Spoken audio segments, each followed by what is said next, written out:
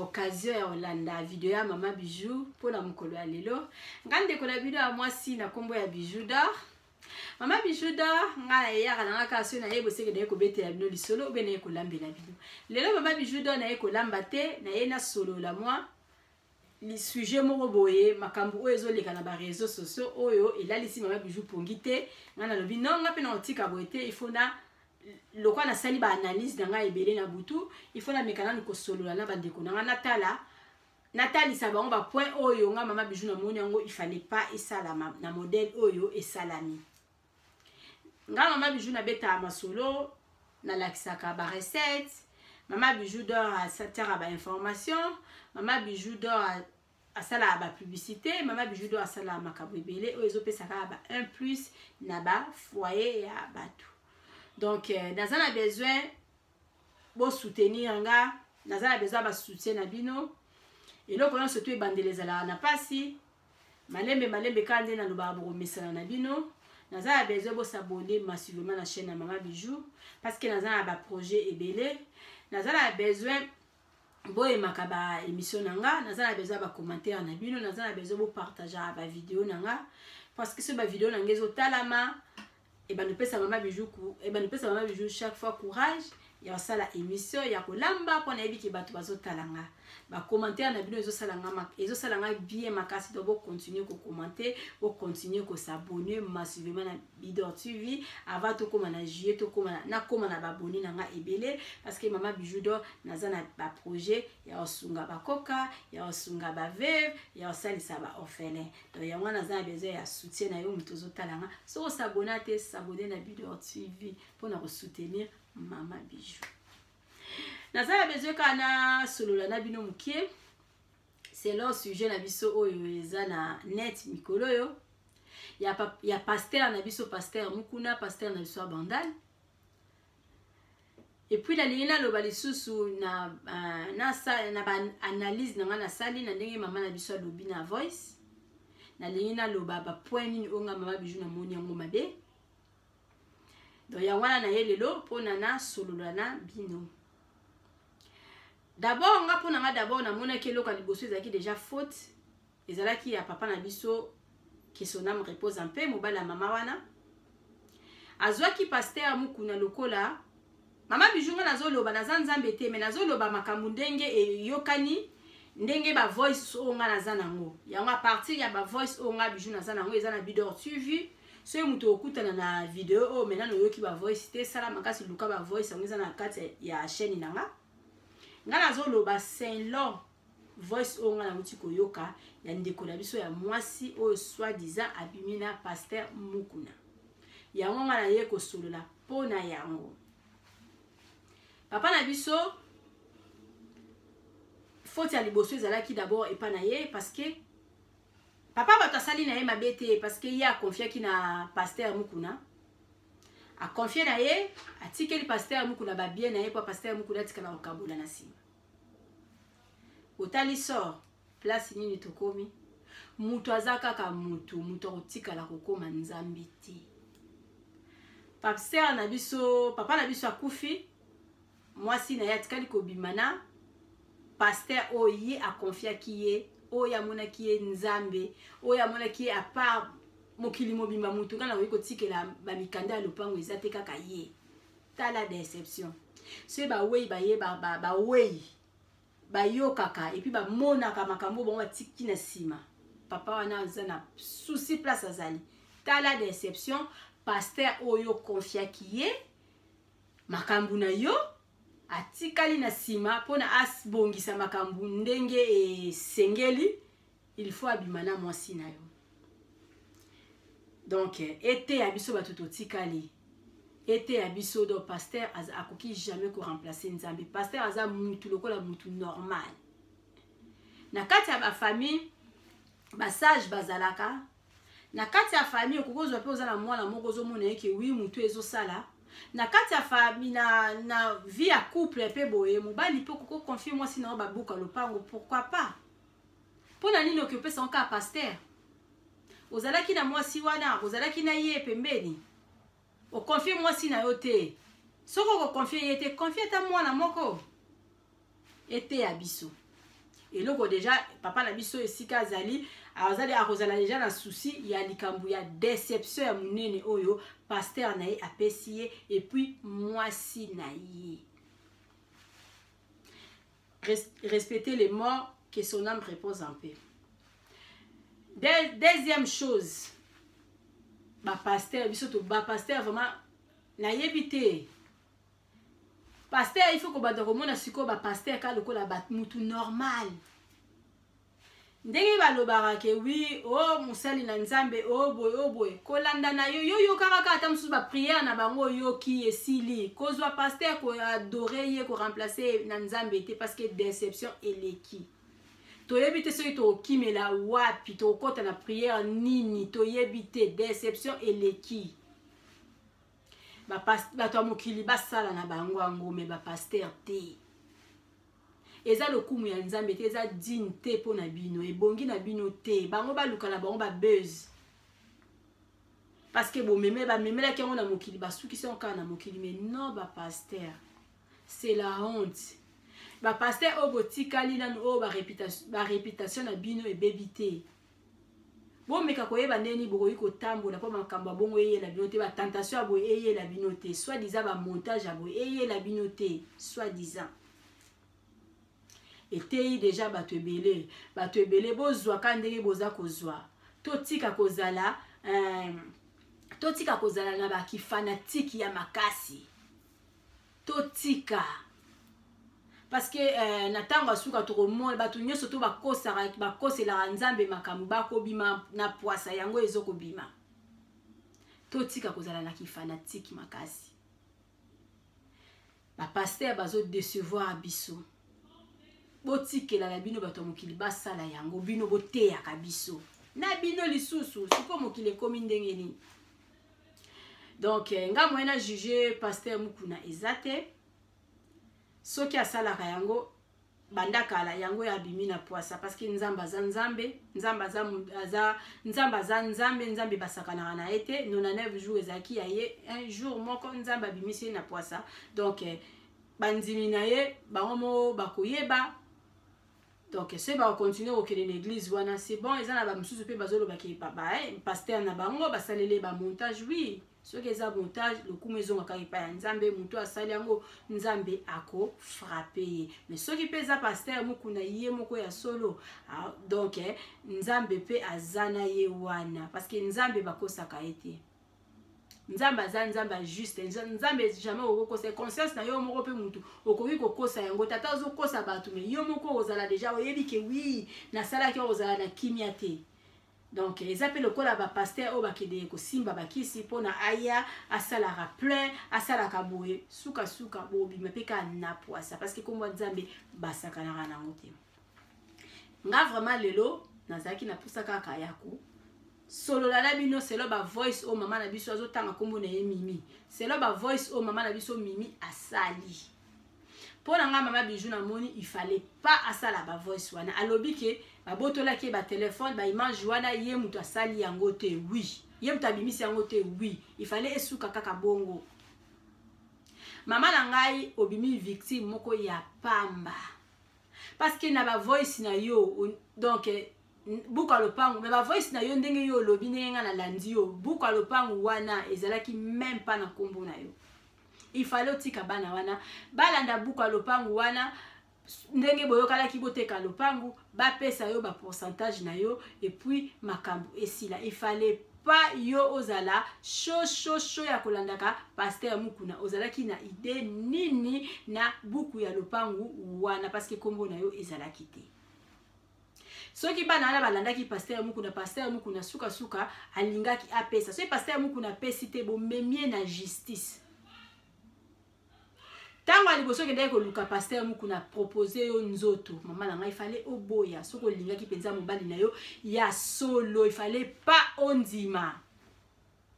ozaki na idée nini ke yo soko pesi nzoto na yo et puis papa la biso mukuna abimisolo babikanda ndako apesi yo samba na wana ou bien comment wana ndenga nazoyeba te tamso kansaki bongo parce que kombo na yo eza même pas na buka lopangu wana Ok, tour à liboso, pasteur Mukuna a proposé au boya, a kanga que na makasite, boya. Et puis le kami balé de sous na moni yango suspect. Et attention nini oyo tinda ki yo ka o filmer makambu bosa na papa Mukuna. Parce que ata kutu ba preuve yango yo lingaki batu ba obimisa ba preuve. Pour na voice moko na yoka ki liboso mama moko azo da lobby ke oui oyebisa ki famia ya Mukuna ke okomemela bango ba preuve. Donc tangu yozo ya déjà zo longana ndako na ozo ya okutana papa Mukuna ozala ki nango na mutu ke tokei tokosala boy et puis ngana ko filmer. Oba oliva ke o filmer mokile mona yango emoni na TV. Yango emoni inutile ya ko se déranger parce que yo mo mto filmaki ko se déranger te. Ata image yango yo mto bimisite mais ezaki na intention nini ta yo ke ko filmer. Na intention nini akanga ke na makasi te. Oh non, so na biba kile ke ko suba ngai na kima no, na ko kima te parce que idée na yo yaki penzo zaki préparer ke bo ekoleka boye et puis oko filmer ye. Oyo kisi mobali na yo soni. Parce que mobali na yo papa Mukuna zaki pasteur na ye. Soko linga mobali na yo penza solo falo sala bongo te. Soko linga bo sala ki mwasi na bino na mobali na bino na mobali na papa Mukuna. Il fallait yebisa a remettre yo papier nzo makamba nzoto après yo pesanga na ba papier. Soko pesinga ba papier makambu mususu après. Soko linga ki yo akosala yango. Parce qu'avant muto linga yo ezate ke yo avant na condition. Soko salinga soki na sali yo na pesi yo be. Pourquoi sali yango il fallait pas opesa papa Mukuna nzoto na yo. Na intention nini oyo ki opesa papa Mukuna da soit disant pour na makambu ya wa peso livrer. Pourquoi livrer nezaki même pas na kombo na. Obimi na yo victime ya pamba. Lelo yo ndenge yo mozo lo bake oui, abimi na ngaka boye. Soki papa Mukuna za malade yo zu yango. Pasteur Mukuna pe moto uti ko kufela mobali na ye. Soki pe mobali nga kufela malade nini yo koki ko yeba oui parce que azaki proche na yo. Azaki mondimi mo na kati ya bandimi na yo. Mais ezala ba malade musuti mutake ko kufa kufi pe boyebi pete o ezaki kati na ye. Okoki pe ko yeba yango te. Donc c'est que papa la biso pasteur Mukuna a mesala ko sala makambu wana. Maman na biso donc ndenge za wana ndenge zo il faut na ça ba examen il faut na sala boy ato ça ici ba examen bon le so maladie mais ko bi trop tard obi victime moko ya pamba ozo kufela likambo okutu mobali yango okutu atikali ko tiata kombo na buku te pesa ni bali mususu ata balaki yo officiel te asombi ndaku na ye atie kombo a mwasi na ye eza kombo a mwasi na ye wala parce que asombeli ndaku kombo na yo eza na buku te bana il faut ba kanisela ko kanisa pourquoi ko céder nzoto na yo na pasteur ba malédiction penza malédiction izolanda yo ngati nazo ka ba voice na nazo yeso pesa nga kanda na ba gros mots zo bimisa wana na ba gros mots donc ezalaki nango penza oui na volonté na yo parce que papa la soki ndenge na landi soki pasteur Mukuna ndenge okomaki ko vanda tina hôtel soki ezalaki ke pasteur Mukuna bandai ko s'occuper na yo très bien bonge bo continuer na bino na bolingo na bino. Si vous pasteur Mukuna pesa que papier wala na pete donc bonge bo continuer na bino na buzoba na bino okomi omoni bakale komi allez bokomi na batiraima ya buzoba après bon lancer on a réseaux sociaux ba tu vas ça la nini parce que aussi to yebi mutu nyoso to yebi ke ba la plupart ba pasteur sur 10 8 baza ndenge moko 8 baza ndenge moko l'état ezali soki pasteur Mukuna boyeki ko pesa bino ba dossier il fallait tinda bana wana balandaka ye bo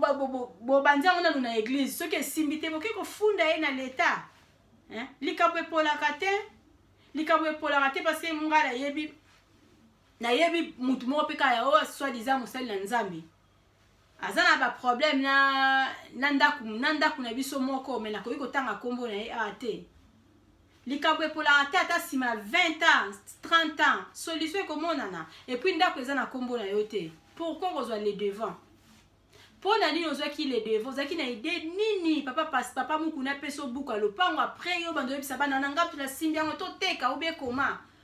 donc intention na yo ozaki na intention ya mabe yango na pe ememi yo pe kaka na mabe tango papa na biso mukuna proposer ki yo ki avant na pesa au papier to sala il fallait oboya il fallait obele la ye na bele liyo moyebi nzoto na ngate siko ozobele la ye dans le vide parce que oso bimi victime moko ya buzoba nasi na bana wana déjà na likambo kuto pesa bango kanda parce que honorer liwa ya papa na bango te eko pesa bango kanda tseli ko bimana pasteur pona pasteur a pesa biso mukanda lopango moni te ke na bolingo ngo bazalaki na bana wana ba ozala nango lisusu te yo osalaki pona nini pona o défendre papier na bino ya yo moko te me ya bino yo mutu moko pesi nzoto na pona o se défendre pona o sunga libota mobimba yo mais et botelo mabe parce que bana wana ba okota haine wana na kati ya mutema na bango ki obimaki na pasteur mukuna ki osala ki boye wana pesa bango raisoni na sala ki bongo pona ba pesa biso mukanda ya lopango eza vraiment raison te parce que soko boya ki na yo pasteur mukuna suka lingaki apesa bana wana mukanda ya lopango et puis bana wana ndeki boyokanaki bateki bapesi pourcentage na yo et puis mama nanga olobi ba gros mot video dani voice wana na si esala ta ba 2 heures dit eza ba place mususu na komi nazokanga matoi nga moko donc na yebi chance kutu na yebi ke bana na nga ata ba bemission msu na tiaka batala na bango te bango bazara intéressé mingi na cuisine donc bana se bayoki ba voice abongo mutu donc mabe ezo choquenga olobi makambo ya buzoba mobali na yo abandaki kosambela epa ya papa mukuna donc c'est que yo pe moso yebi liloba nzambe mais makambo oyo olobi wana eza digne te na mona nzambi abimisa makambo ya mabe na munoko na ndenge yo lobi mama obimi victime ya pamba opesi nzoto na yo pona papier moko boy ozwi na yo yango pete ndenge makambo ekomi boy ekozonga na maboko ya bana wana après bana nde bakoluka bateka bapesa yo pourcentage ozwi pe papier yango na maboko te tu vois donc esopio toluka dignité basomba yango te so mutu alingi yo apeso non mukanda na yo na maboko apesi yo après bokomi kotala makambo mwasi na mobali après donc mama Bijou na lingeka na pesa conseil na ba mama mususu okoki okuta na likambo boye eza te kavanga na zwa musala epai na yo il faut yo o yeba nzoto nanga non pesanga musala na bandi kosala epai na yo ata ina ne 2 ans to bandi na biso ko solola ndito ko na soko lingana mais oso pesenga musala pourquoi pas pesanga papier na nga ya ndako pesinga papier na nga ndako na zui penza ndako na nga na koti ta musu yo po ndiko pesela nga ba ko pesanga lisusu mbongo na bongisi après ki mosi na mobale ko ya après mais pesanga na mbongo ko pesanga condition makasi boete wa des ali baso bazala ba esprit faible avant na sala yo boyo fena sala yo non pesanga papier na nga o pesinga papier na nga et puis totali dossier wana mususu après donc conseil mama Bijou d'or alingaka pesa bino ka il faut toyeba kozala na dignité papa na mama na biso abimi na pasteur mukuna soi-disant azwi na epe livre na maboko te ndenge ekomi ba procédure ebele eza nango pe na kombo na ete na kombo ya bana donc abimi na ye victime ya pamba donc mutu nyonso tu oyo oza nango ba dossier aboye il fallait memela ngo na ma modèle aboye vraiment soko yoki ni na cassette ya mama Bijou loba non mama Bijou lobaki nabi ma victime pamba te parce que bakoki pe koyeba nzoto no ba pese pe papier te ndenge to komi siko nzoka soka lingaki na na procédure ba mema ya bongo mukuna ba niveau ya ba l'état ba nini o basala ye chantage ata na modèle bongo balinge basala na bongo ye chantage kaza mukanda lopango na biso boy non oui c'est bon quand chantage te zalke bimaki na nga on est ba chantage ya pamba donc conseil mama Bijou apesa ki ka yango wana na pesa susu conseil kana bandeko na nga toyeba ke nzambe aza nzambe mutu moko ta koyi ko remplacer ye ko pesa pasteur na yo confiance à 100% te parce que aza mutu lokola yo pasteur na biso ndeko na biso oyo aza te lelo apesaki ye confiance mais tala na nsima eloko nini eboti na mwasi na pasteur batrahir papa na biso. Donc vraiment Mama Bijou nazaki na esengo mingi ya partager na bino mwa idée na nga. Naza na besoin ba commentaire na bino, naza na besoin bo partager vidéo oyo, naza na besoin bo aimer ba émission na nga, naza na besoin ya ba soutien na bino, bo s'abonner massivement na Bidor TV. Mama Bijou do alobi condition moko te ezala avant na zelo que pa na yo il faut obimana mwasi wana eza condition te.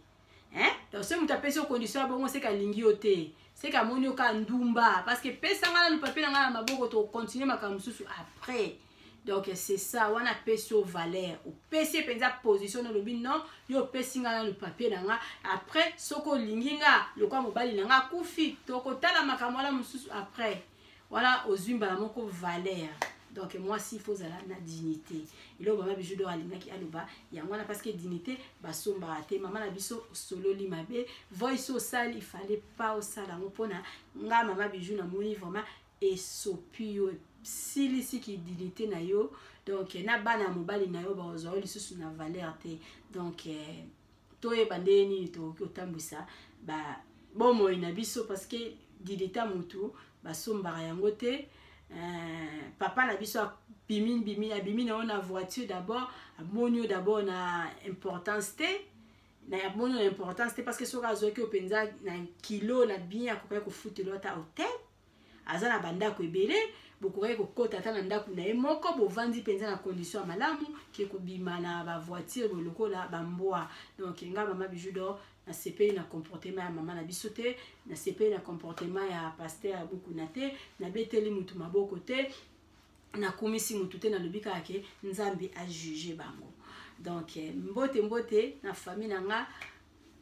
ba mo sinyo surtout eska bozali Bijou mo sepesi bino mbote na pesi mbote na ba copine na nga nyoso na moni mama na biso mama Magi na moni mama na biso mama Jolie na moni Bijou la Blanche na Congo na moni mama Leki na nga Mado Spaghetti na moni yaya na nga Lili Bessa na Belgique na moni ya Derek na nga ya Derek na nga na Suisse ya na nga moko na moni mama Rita na Suisse na moni Maman na biso Mireille na Hollande, na pesi lisusu mbote na Sandra Lina ma petite sœur na Hollande, na pesi lisusu mbote na Fatou Boka na Cologne, na pesi mbote na maman na biso Bernadette na Orel, ba mama Boleki ebele, na pesi mbote na mama Meje, na pesi mbote na groupe na ngai do ya ba mama ya première classe bino surtout ba bisou. Donc Mama Bijou do azana bezoka ya ba soutien na bino, azana beze ba bune na nga e mata mutu azana ndenge na ye a rezonaka wana eza ndenge Mama Bijou do a rezode. Donc soki Mama Bijou do alobi mabe olimbi singa mais nga la pesi na nga kaka point de vue na ngai. Bye.